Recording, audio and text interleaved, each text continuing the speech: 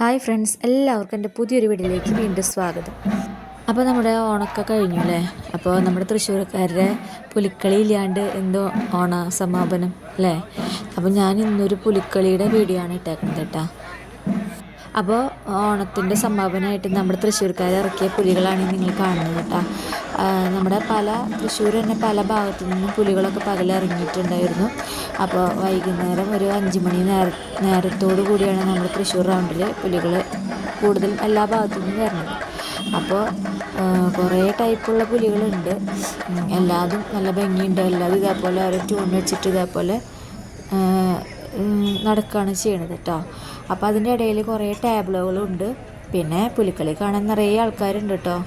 അപ്പോൾ ഭയങ്കര തിരക്കായിരുന്നു. അപ്പോൾ നിങ്ങൾ ഈ വീഡിയോ മുഴുവൻ കണ്ടോളൂ കേട്ടോ. അപ്പോൾ ഈ പുലിക്കളി കാണാൻ തന്നെ നമ്മുടെ പല ഭാഗത്തു നിന്ന് ആൾക്കാരുകളൊക്കെ നിറയെ വരും. അപ്പോൾ ഇത് വൈകുന്നേരം ഒരു 8 മണി 8:30 വരെയൊക്കെയാണ് ഇതിൻ്റെ ടൈം ശരിക്കും അവസാനിക്കുക.